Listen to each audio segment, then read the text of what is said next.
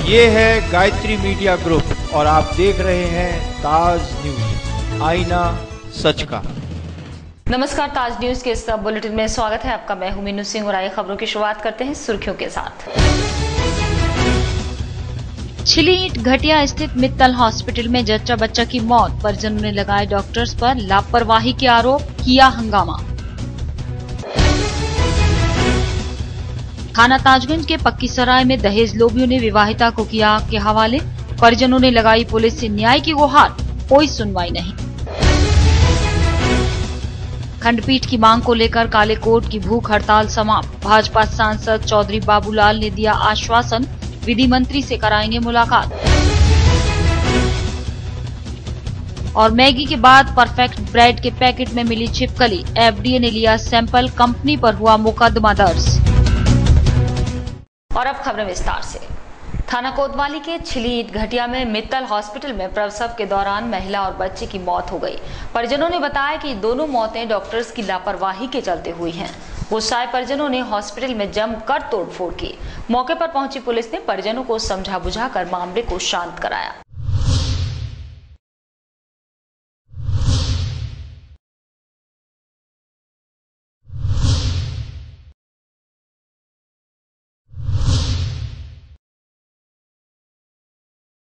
मंगलवार देर शाम थाना कोतवाली इलाके के छिली ईंट घटिया में मित्तल हॉस्पिटल में प्रसव के लिए महिला को भर्ती कराया गया। महिला ने शिशु को जन्म दिया और उसके कुछ देर बाद ही शिशु की मौत हो गई और इसी के साथ महिला की भी मौत हो गई। डॉक्टर्स ने परिजनों को इसकी जानकारी दी। गुस्साए परिजनों के चलते डॉक्टर और कर्मचारी हॉस्पिटल छोड़कर भाग गए।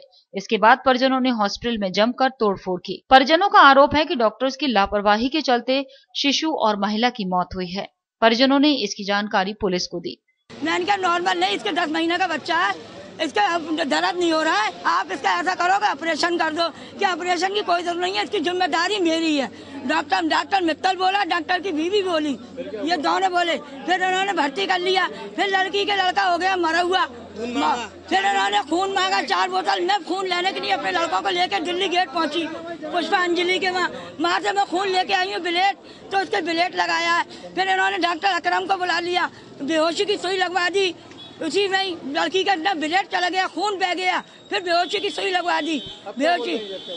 अब ये डॉक्टर भाग गए। ये देखिए, कोतवाली में एक मित्तल हॉस्पिटल है। यहाँ पर एक महिला जो है प्रसव के लिए भर्ती हुई थी और प्रसव के पश्चात उनकी मृत्यु हो गई है। तो लोग इसी बात को नाराजगी लेकर के, लोगों ने काफी यहाँ पर नाराजगी प्रकट की है इसी बात को लेकर के। मौके पर पहुंची पुलिस ने गुस्साए परिजनों को समझा बुझा कर शांत किया। दोनों के शव को कब्जे में लेकर पोस्टमार्टम गृह भेज दिया और पुलिस अब इस पूरे मामले की जांच पड़ताल में जुट गई है। बीते दिनों थाना ताजगंज इलाके के पक्की सराय में दहेज लोभियों ने एक विवाहिता को कैरोसिन डालकर आग के हवाले कर दिया था। पीड़िता के परिजनों ने न्याय के लिए पुलिस का दरवाजा भी खटखटाया, लेकिन पीड़िता को अभी तक न्याय नहीं मिला। पीड़िता एसएन अस्पताल में जिंदगी और मौत से जूझ रही है। मेरे 6-7 जने तो जेठ, जेठानी, मेरा आदमी। क्यों लगाई दिया? रोज कभी कभी कुछ ला के। बहन के साथ, हमारी के साथ जो है 1.5 महीने पहले 12 तारीख को आग लगा दी। हमें फ़ोन पे सूचना मिली, हमारे जीजा ने हमें फ़ोन पे सूचना मिली। वारदात पे तो हम थे नहीं मौजूद। हम एसएन हॉस्पिटल ले गया है। उसके बाद हमारे साथ कोई कार्रवाई नहीं हुई है, ना कोई दबिश पड़ी है, कोई सुनवाई नहीं है हमारी। दीवानी स्थित संघर्ष समिति के अध्यक्ष चौधरी अजय सिंह सहित कई वकीलों के साथ अनिश्चितकालीन भूख हड़ताल पर बैठे थे। भाजपा सांसद चौधरी बाबूलाल के आश्वासन के बाद देर शाम भाजपा नेता रामेश्वर चौधरी ने जूस पिलाकर अनशन को समाप्त करवाया। जसवंत सिंह आयोग की रिपोर्ट के अनुसार खंडपीठ की स्थापना आगरा में होनी चाहिए। इस बात के लिए केंद्रीय नेतृत्व अगर हमें आश्वस्त अगर करता है, वहाँ बुलाता है कि खंडपीठ की स्थापना जसवंत सिंह की रिपोर्ट के अनुसार आगरा में होगी, इसके तहत ही आंसर हमारा टूटा। लेकिन आज जब बात हुई है अधिकारी ऊपर केंद्रीय नेतृत्व से, उसमें माननीय कानून मंत्री जी के द्वारा 11 बजे का समय कल का निर्धारित हुआ है। शुरुआत हुई है अजय सिंह के माध्यम से और समझ सकते हैं कि बिल्कुल हम सफलता के बड़े निकट हैं और माननीय बाबूलाल जी के माध्यम से सांसद जो फतेहपुर सीकरी हैं उनसे निश्चित सी बात है कि हमें सफलता मिलेगी और उनका आशीर्वाद रहेगा। देखिए, संघर्ष समिति की मांग शुरू से ये रही है कि आगरा में माननीय उच्च न्यायालय की खंडपीठ की स्थापना होनी चाहिए और इसके लिए सभी राजनीतिक दलों ने जो है प्रयास करने का हमको आश्वासन दिया, लेकिन जो हमारे मौजूदा सांसद हैं चौधरी बाबूलाल जी, वो इसमें गंभीरता से लगे हुए हैं। सबसे पहले तो मैं उनको इस बात के लिए धन्यवाद देता हूं। फतेहाबाद रोड स्थित rotary club of Agra Taj city का अधिष्ठापन समारोह 7 हिल्स टावर में संपन्न हुआ। निवर्तमान अध्यक्ष डॉक्टर डी.वी. शर्मा ने वर्तमान अध्यक्ष डॉक्टर संजय गोयल को कॉलर पहनाकर पदभार सौंपा। इस मौके पर क्लब के अध्यक्ष सहित शहर के गणमान्य लोग मौजूद रहे। और रोटरी अंतर्राष्ट्रीय संस्था है जो कि बड़े बड़े काम को छोटा छोटा हम लोग कलेक्शन करते हैं, जैसे पोलियो का उन्मूलन किया, इस वर्ष हमारा लिटरेसी का कार्यक्रम है। तो इस तरह से हम लोग जो है कई कंट्रीज़ में काम करते हैं। रोटरी क्लब हर साल ऐसे कार्यक्रम करता है जो समाज के लिए ज़रूरी हो। कुछ निचले वर्ग के लोगों को जिनको जो सहूलियतें नहीं मिल पाती हैं, हमारी कोशिश रहती है कि हम उनको दें। इस समय हम देख रहे हैं कि आगरा पानी की समस्या से जूझ रहा है और हम चाहते हैं कि हम कुछ सबमर्सिबल ऐसे क्षेत्रों में लगाएं जो हमने चिन्हित किए हैं, यहाँ पर पानी की वजह से पिछले दिनों झगड़े हुए हैं। इन दिनों बदमाशों के हौसले कितने बुलंद हैं, इसका अंदाजा इसी से लगाया जा सकता है कि देर रात बेखौफ बदमाशों ने थाना एतमादौला के कालिंदी बिहार में सिपाहियों के द्वारा पूछताछ करने पर फायर झोंक दिया, जो सिपाही के सीने में लगा। घायल सिपाही को इलाज के लिए निजी अस्पताल में भर्ती कराया गया है, जहाँ सिपाही जिंदगी और मौत से लड़ रहा है। आगरा में बदमाशों के हौसले कितने बुलंद हैं, इसका एक नजारा रात में देखने को मिला, जब थाना एतमादौला में तैनात सिपाही हिमांशु चौहान और अखंड प्रताप सरकारी मोटरसाइकिल लेकर ड्यूटी पर गए हुए थे। ये दोनों लोग 100 फुटा रोड पर खड़े थे, तभी उनको खबर लगी कि एक बाइक पर 3 लोग संदिग्ध हालात में घूम रहे हैं। इसी खबर पर दोनों सिपाहियों ने तीनों बदमाशों की घेराबंदी करने की कोशिश की, तो उन तीनों बदमाशों में से एक ने दोनों सिपाहियों पर गोली चला दी, जो गोली सीधे सिपाही हिमांशु चौहान के सीने में जा लगी। गोली लगने के बाद जख्मी हालत में सिपाही को प्राइवेट हॉस्पिटल में भर्ती करा दिया, जहां पर सिपाही जिंदगी और मौत से जूझ रहा है। लड़के हैं जो संदिग्ध टाइप के हैं, वो घूम रहे हैं, उन्हें पकड़िएगा। तो मैंने उनका पीछा किया, पीछा करने में वो मेरे सामने ही आ गए और सीधे उन्होंने गोली चलाई। मैगी में मिलावट के बाद अब लगातार ब्रांडेड आइटम्स पर खाद्य विभाग की नजर टेढ़ी हो गई है। मंगलवार को भी एक ग्राहक ने जब ब्रेड खरीदी तो उस ब्रेड के अंदर छिपकली निकली, जिसके बाद ग्राहक द्वारा खाद्य विभाग से शिकायत करने पर ब्रेड कंपनी के खिलाफ मुकदमा लिखवाया गया है और ब्रेड का सैंपल लेकर जांच के लिए भेज दिया गया है। इन दिनों खाने पीने की चीजों में जमकर मिलावट हो रही है, मानक का कोई ध्यान नहीं रखा जा रहा। पहले मैगी में तमाम तरह के खतरनाक केमिकल मिले और अब आगरा में ब्रेड के पैकेट के अंदर छिपकली मिलने से हड़कंप मच गया। आगरा के शास्त्री नगर इलाके के रहने वाले अश्विनी कुमार सिंह ने फरीदाबाद परफेक्ट ब्रांड की ब्रेड का पैकेट खरीदा। पैकेट में से कुछ ब्रेड खाने के बाद नीचे देखा तो पैकेट में छिपकली चिपकी हुई थी। पैकेट में छिपकली मिलने के बाद खाद्य विभाग की टीम को खबर दी गई और टीम ने ब्रेड के पैकेट को सील कर दिया और खाद्य विभाग की टीम ने ब्रेड के पैकेट को अपने कब्जे में लेकर जांच शुरू कर दी। वहीं ग्राहक ने कंपनी के खिलाफ केस भी दर्ज कर दिया है। देखिए, आगरा में एक शास्त्री नगर स्थान है, वहाँ पर दयाल डेयरी है। दयाल डेयरी से एक ग्राहक ने परफेक्ट पॉपुलर ब्रांड की एक ब्रेड परचेज की थी। उस ब्रेड को कुछ पार्ट उसने खा लिया, उसके बाद कुछ जो अवशेष पार्ट था उसमें देखा कि उसमें छिपकली पेस्ट है, कुछ वॉमिटिंग भी हुई उसको। उसके बाद उसने रात में हमको सूचना दी। संभागीय परिवहन विभाग की लापरवाही के चलते नेशनल हाईवे पर हो गया सड़क हादसा, जहां चेकिंग के दौरान सड़क पर खड़े ट्रक में पीछे से टैंकर ने टक्कर मार दी। इस दुर्घटना में ट्रक चालक और हेल्पर दोनों को गंभीर चोटें आई हैं, जिन्होंने आरटीओ विभाग के अधिकारियों के इस रवैये को जानलेवा करार दिया है। नेशनल हाईवे पर परिवहन विभाग की चेकिंग के चलते 2 ट्रकों में भिड़ंत हो गई, जिसमें पीछे से तेज गति से आ रहे 18 चक्का गाड़ी ने सड़क पर खड़े ट्रक में टक्कर मार दी। इस टक्कर से ट्रक का अगला हिस्सा क्षतिग्रस्त हो गया, जबकि उसमें बैठे 2 लोग गंभीर रूप से घायल हुए। इसके अलावा एक ट्रक रेलिंग में जा घुसा। दरअसल नेशनल हाईवे 2 पर संभागीय परिवहन विभाग की टीम चेकिंग कर रही थी, जिसने इन गाड़ियों को चेकिंग के लिए हाथ दे दिया और गाड़ी आगे लगा दी। अचानक से ब्रेक लगाने के चक्कर में ये टक्कर हुई, जिसके लिए चालक परिचालक आरटीओ विभाग के ऊपर खूब बरसे। गाड़ी लगवा रखी थी साइड में, हम लोग साइड में गाड़ी रोक के खड़े थे। पीछे से टेलर आया, टेलर वाले ने गाड़ी में ठोक दी। फिर क्या यहीं पे खड़ी थी गाड़ी, आईटीओ वाले को हाथ दे रहे, आईटीओ वाला गाड़ी बीच में रोड पे लेके, आईटीओ वाला जब खड़ा है तो हम लोग गाड़ी लेके कहाँ पे जाएंगे। जब यहाँ पे हम लोग की गाड़ी खड़ी, पीछे टेलर वाला आ रहा, आईटीओ ने हाथ दिया, टेलर वाले ने ब्रेक ने लगी नहीं तो गाड़ी ठोक दी उसमें आपस में। खड़ी गाड़ी में ठोकी? खड़ी गाड़ी में लगी है, यहाँ लगी। ठीक है, कहाँ से आ रही थी गाड़ी? गाड़ी राजस्थान से लोड करके आ रही। राजस्थान से आ रही थी। और आपके साथ में कोई था? कनेक्टर था, उसको उसके भी लगी है ना, उसको कुछ। गनीमत ये रही कि इस दुर्घटना में कोई जनहानि नहीं हुई, लेकिन किसी विभाग के द्वारा चेकिंग का ये रवैया उचित नहीं कहा जा सकता। नियमानुसार गाड़ियों को हाईवे से नीचे साइड से लगवाकर चेकिंग की जानी चाहिए थी, लेकिन ऐसा न करने के चलते ये हादसा हो गया। और इसी खबर के साथ रुक रहे हैं एक छोटा सा ब्रेक लेने के लिए।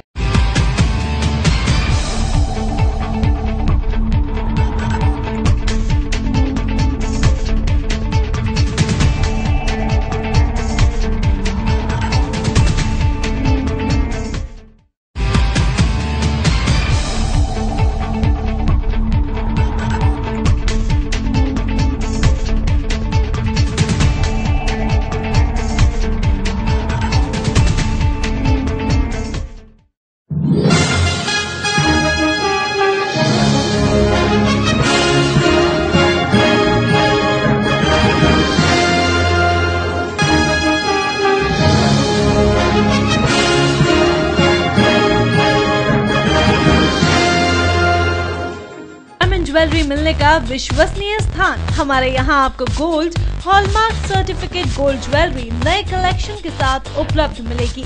संपर्क करें Shri Balaji jewellers, Fortune tower near Kargil petrol pump, Agra. Phone number 9719 333 563 और 9759 333 992।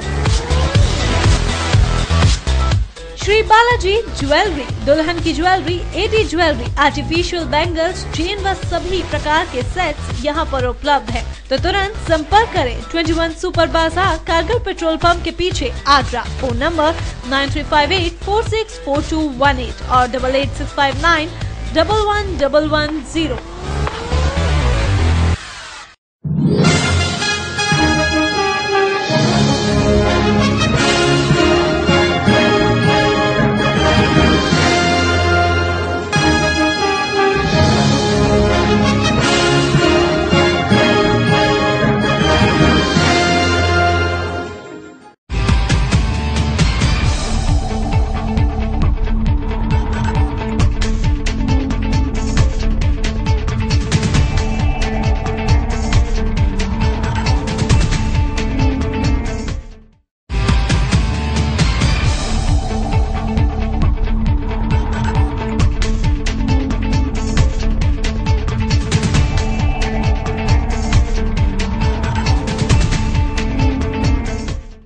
ब्रेक के बाद अगली खबर। डूब क्षेत्र में हुए अवैध निर्माणों को लेकर एनजीटी की सख्ती का असर अब दिखाई देने लगा है। साल 2013 में दयालबाग से मनोहरपुर मार्ग पर चिन्हित किए गए 26 अवैध निर्माणों में से 3 पर एडीए ने कार्रवाई करते हुए इन निर्माणों को जमींदोज कर दिया। हालांकि चौथे निर्माण पर विवाद की स्थिति पैदा होने पर अधिकारियों ने 1 दिन की मोहलत देते हुए बुधवार को कार्रवाई की बात कही है। एनजीटी की सख्ती के बाद डूब क्षेत्र में बने अवैध निर्माणों को धराशायी करने के लिए एक बार फिर एडीए की कार्रवाई मंगलवार को शुरू हुई। एडीए की टीम में शामिल एसीएम फर्स्ट पीडी गुप्ता और थाना न्यू आगरा प्रभारी पुलिस के साथ साथ एडीए उप सचिव सुनीता यादव का काफिला खासपुरा में बने रवि महाजन के फार्म हाउस पहुंचा, जहां बने अवैध निर्माण को एडीए के महावली ने देखते ही देखते जमींदोज कर दिया। इतना ही नहीं, यहाँ बनी एक दीवार को भी नहीं बख्शा गया और उसे भी तोड़ दिया गया। इसके साथ ही कमल छावड़िया और कुसुम सिंह के फार्म हाउस पर भी एडीए के महावली ने कहर ढाते हुए उसे भी नेस्तनाबूद कर दिया। पुलिस बल रहते किसी भी तरह के विरोध की कोई हिम्मत जुटा नहीं सका और अवैध निर्माण को टूटते देखना उनकी मजबूरी बन गया। देखिए, एनजीटी में दिए गए डायरेक्शन के मुताबिक उसमें पूर्व में भी कार्रवाई की गई थी। उसी क्रम में आज फिर दोबारा शुरू हुई है। पूर्व में जो इलीगल इंक्रोचमेंट आइडेंटिफाइड किए गए थे, उन्हीं में फिर से आज शुरुआत कार्रवाई हो गई। 3 फार्म हाउसेस पर एडीए के महाबली ने बने निर्माणों को पल भर में धराशाही कर दिया। हालांकि इस कार्रवाई के दौरान साथ में बने राधास्वामी फार्म हाउस पर विवाद की स्थिति पैदा हो गई। विवाद ज्यादा न बढ़े इसलिए ईडी अधिकारियों और एसीएम फर्स्ट पीडी गुप्ता ने एक दिन की मोहलत देते हुए अगले चरण में कार्रवाई की बात कही है। इस कार्रवाई में एडीए की उप सचिव सुनीता यादव का कहना था कि कुल 26 निर्माणों में से आज 3 को तोड़ा गया है, जल्द ही बचे निर्माणों को भी तोड़ा जाएगा। धारा 144 लागू होने के बावजूद बजरंगियों द्वारा बांटे जा रहे लफ्ज़-ए-जिहाद के पर्चे जिला प्रशासन ने जिस पर नाराजगी जताई है। एडीएम सिटी राजेश श्रीवास्तव ने बताया कि जिन लोगों ने पर्चे बांटने का काम किया है उनको चिन्हित कर उनके खिलाफ कार्रवाई की जाएगी। इस संबंध में शहर के विभिन्न थानों को भी प्रशासन की ओर से पत्र लिखकर कार्रवाई के आदेश दिए गए हैं। आगरा का प्रशासन लफ्ज़-ए-जिहाद को लेकर पर्चे बांटने वालों से रुष्ट नजर आ रहा है, जिसके मुताबिक निषेधाज्ञा लागू होने के दौरान ऐसी कोई भी गतिविधि नियम विरुद्ध मानी जाती है, लेकिन भगवाइयों द्वारा धारा 144 का उल्लंघन कर ऐसा किया गया। यही वजह है कि उनके खिलाफ कार्रवाई की तैयारी की जा रही है। जिन लोगों ने शहर के विभिन्न क्षेत्रों में लफ्ज़-ए-जिहाद के संबंध में पर्चे बांटे हैं उनको चिन्हित किया जाएगा और कार्रवाई भी होगी। एडीएम सिटी ने इस संबंध में संबंधित थानेदारों को पत्र लिखकर आदेश दिया है। सूचना मेरे संज्ञान में अभी आया है और मैं इसका निश्चित तौर पर जांच करा रहा हूं कि इस तरह के पोस्टर पंपलेट और चूंकि धारा 144 लगी है ये बिल्कुल अवैध है, कानून के विपरीत है। अगर इस तरह बांटे गए हैं तो जो लोग इसमें चिन्हित होंगे, दोषी होंगे, उनके विरुद्ध कार्रवाई की जाएगी। तो सर अभी तक कितने लोगों को चिन्हित? अभी सर हमारी जानकारी में जस्ट अभी आया है, तो मैंने जैसे आया मैं संबंधित थानों को पत्र भेज रहा हूँ। जहां भी घटना घटित हुई है उनकी जानकारी करके मैं बताऊंगा। शहर को अतिक्रमण मुक्त करने का अभियान लिए अतिक्रमण अभियान की टीम ने मंगलवार को हरि पर्वत से अभियान की शुरुआत की। इस दौरान कई पक्के और अस्थायी निर्माणों को धराशायी किया गया। हालांकि मंडी शहीद खां पर नजूल की जमीन को लेकर कुछ लोगों ने विरोध करते हुए कर्मचारियों के साथ मारपीट करने की कोशिश की, जिसे कर्मचारियों ने सबक सिखाते हुए अभियान को जारी रखा। इसके बाद विरोध कर रहे लोगों ने विरोध का ना करना ही मुनासिब समझा। अपनी सख्ती के कारण पहचान बना चुकी सिटी मजिस्ट्रेट रेखा चौहान और राजीव राठी के नेतृत्व में मंगलवार को अतिक्रमण अभियान की शुरुआत हरि पर्वत चौराहे से की गई। जैसे जैसे आगे अभियान बढ़ता गया, देखते ही देखते निगम का महाबली दुकानों और घरों के बाहर बने अवैध निर्माणों पर कहर बनकर टूटता रहा। शांति से चल रहे अभियान में अचानक उस वक्त माहौल खराब किया जब कुछ लोगों द्वारा रास्ते को पाटकर दीवार खड़ी करने को लेकर बातचीत चली और इसी दौरान कुछ शरारती युवकों ने कर्मचारियों के साथ मारपीट कर दी, जिसके बाद कर्मचारियों ने युवक को पकड़कर धुन डाला और अपनी पिटाई होते देख युवक वहां से भाग खड़ा हुआ। जिस मकान मालिक ने दीवार लगाई थी वो जमीन के कागजात न दिखा सका और इसके बाद सिटी मजिस्ट्रेट के आदेश पर दोनों तरफ की दीवारों को तोड़ दिया गया। फुटपाथ खाली कराया है, जो नाला सीधा चला आ रहा है उसको लोगों ने बाउंड्री दोनों तरफ से कई लोगों ने जो है अपना पक्का निर्माण करके कब्जा कर रखा था, उसे हम लोगों ने खाली कराया है। वहाँ पर एक पुराना पोल है, वो साबित करता है कि ये फुटपाथ रहा होगा, जिसे आगे लोगों ने कवर कर लिया। तो हम लोग अपना रोड, फुटपाथ, नाला, इन सब सारी जमीनों को अतिक्रमण से मुक्त करा रहे हैं। लोगों ने अपने गेट की जो है वो नजूल की भूमि पर लगाई जा रही है कि नजूल की भूमि है, वहाँ अपना गेट लगा लिया, पक्का प्लास्टर करा के उसको अपने घर में ही सम्मिलित कर दिया था, उसको भी आज फुटपाथ को हमने पूरा खाली करा दिया। अभियान मंडी शहीद खां पर ही पहुंच पाया था कि यहाँ नजूल की जमीन पर भी लोगों ने कब्जा कर रखा था। जब लोगों से नजूल की जमीन को फ्री होल्ड करने वाले कागजात मांगे गए तो वो नहीं दिखा सके, जिसके बाद मजिस्ट्रेट के आदेश पर उन्हें भी कब्जा मुक्त करा लिया गया। इसी दौरान वहां मौजूद कुछ महिलाओं ने हंगामा करने और विरोध करने की भी कोशिश की, लेकिन पुलिस बल के आगे उनकी एक न चली और प्रशासन की सख्ती के बाद नजूल की जमीन को अतिक्रमण मुक्त करा दिया गया। सिटी मजिस्ट्रेट का कहना था कि यहाँ लोगों ने नजूल की जमीन को कब्जा रखा था। जब तहसील से संबंधित अधिकारी को बुलाकर मौका मुआयना किया गया तो जमीन को अवैध बताया था, जिसके बाद इस पूरी कार्रवाई को अंजाम दिया गया। तो ये जमीन नजूल की है और ये बताया जाता है कि आधे से ज्यादा घटिया जो है नजूल की जमीन पर बसा हुआ है। कुछ लोगों ने फ्री होल्ड कराया है, कुछ अवैध। फ्री होल्ड कराने के बाद तो एक लीगल वे में आप रह सकते हो, लेकिन फिर भी फुटपाथ, नाला, नाली, इन पर आपको कोई भी जो है फ्री होल्ड भी नहीं होता है। कुछ लोगों ने विरोध करने की भी कोशिश की थी इस दौरान, कर्मचारी मारपीट करनी कर्मचारियों के साथ, हाँ, वो इस तरह की घटना जो है हुई तो फिर उसको सही कर दिया गया। इस पूरी कार्रवाई के दौरान भीड़ बार बार अभियान में रोड़ा बनती रही, जिसके बाद कई बार पुलिस को लाठियां भांजकर भीड़ को खदेड़ने के लिए मजबूर होना पड़ा। समाजवादी पार्टी के शहर अध्यक्ष रईसुद्दीन का रोनकता कस्बे में भी हुआ जोरदार स्वागत, जहां की जनता ने उनको फूल मालाओं से लाद दिया। यूं तो ये इलाका फतेहपुर सीकरी यानी ग्रामीण क्षेत्र में आता है, लेकिन रईसुद्दीन कुरैशी जैसे वरिष्ठ नेता को शहर की कमान सौंपने की उन्होंने भारी खुशी जताई, जबकि सपा नेताओं ने भी जनता को विकास का भरोसा दिलाते हुए समाजवादी शासन में उनकी उम्मीदों पर खरा उतरने का भरोसा दिलाया है। समाजवादी पार्टी के जो मुखिया है माननीय नेताजी और माननीय अखिलेश यादव जी जो इस सूबे के मुख्यमंत्री हैं, उन्होंने जो काम करके दिखाए हैं, उनकी नीति को प्रचारित नहीं किया जा रहा था। हम जब से अध्यक्ष बने हैं वो नीतियों को प्रचारित करने का काम हमने किया। लोग वो जान प्रचारित करने के बाद लोगों को ये अवेयर थी और लोग अवेयर है कि कोई हमारे पास समाजवादी आए और उसको मतलब जो है हम बताएं और उसको हाथों हाथ लें, क्योंकि नेताजी ने माननीय अखिलेश यादव जी ने इतने काम आगरा को दिए हैं, इतने काम अच्छे करके दिए हैं कि उनकी प्रशंसा जितनी भी की जाए उतना कम है। हमें आगरा शहर में जब से रईसुद्दीन कुरैशी अध्यक्ष बने हैं एक जश्न चल रहा है। चारों ओर स्वागत के लिए लोग आमंत्रित कर रहे हैं, प्रयास करते हैं ज़्यादा से ज़्यादा जगह पहुँचे।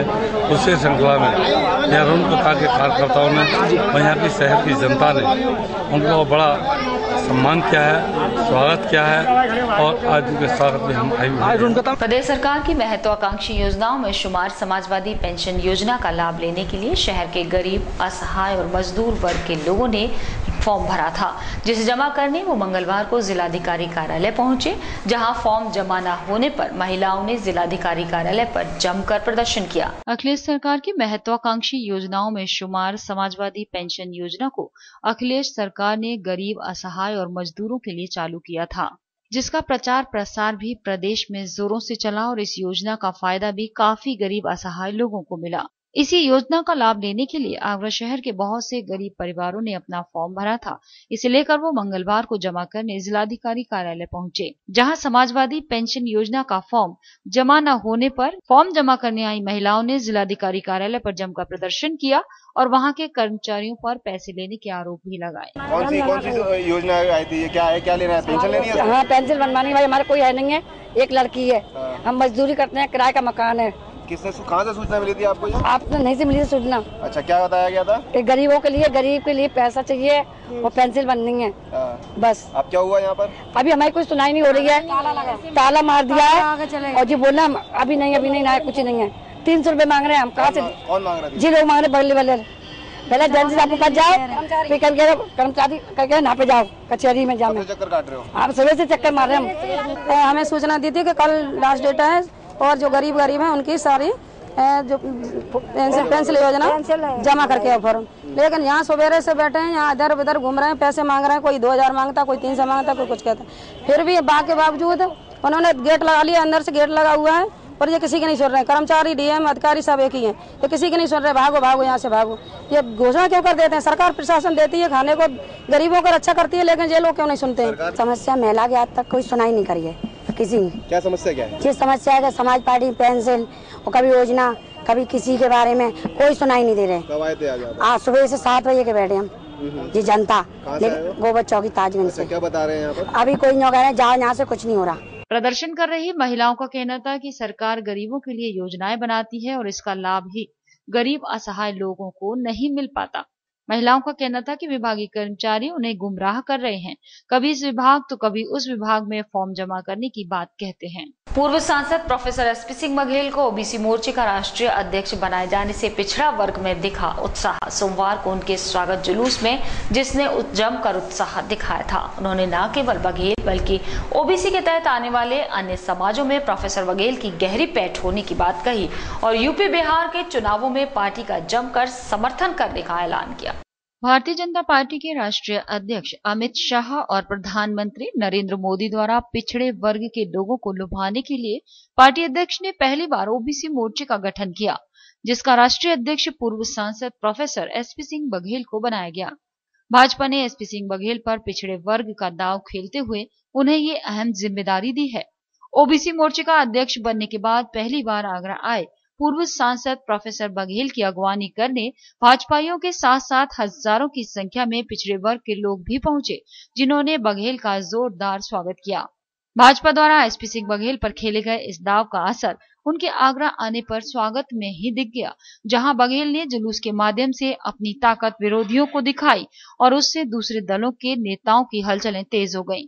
आपको बताते चलें कि कुछ समय बाद बिहार में चुनाव है, जिसका फायदा भाजपा को एसपी सिंह बघेल के ओबीसी मोर्चे के अध्यक्ष बनने से मिल सकता है। अगर बिहार में भाजपा को फायदा मिला तो इसका असर 2017 के यूपी चुनाव में देखने को मिलेगा। प्रोफेसर एसपी सिंह बघेल को पिछड़े वर्ग के लोगों के काफी करीबी माने जाते हैं। साथ ही प्रोफेसर बघेल हर बार कहते रहते हैं कि उन्हें अपने राजनीतिक गुरु मुलायम सिंह यादव से राजनीति के हर पेज सीखे हैं। जहां प्रोफेसर बघेल के राष्ट्रीय अध्यक्ष बनने के बाद आगरा का संगठन भी उनके साथ उनके स्वागत जुलूस में देखा गया था। अगर भाजपा का ओबीसी दाव प्रोफेसर एसपी सिंह बघेल पर ठीक बैठा और प्रोफेसर बघेल पिछड़े वर्ग के लोगों को अपने साथ ले आए तो इसका फायदा भाजपा को 2017 के चुनावों में देखने को मिल सकता है। इसी खबर के साथ फिलहाल बुलेटिन में सिर्फ इतना ही। अगले बुलेटिन में कुछ और नई खबरों के साथ आपसे फिर होगी मुलाकात। जुड़े रहिए ताज न्यूज के साथ। नमस्कार।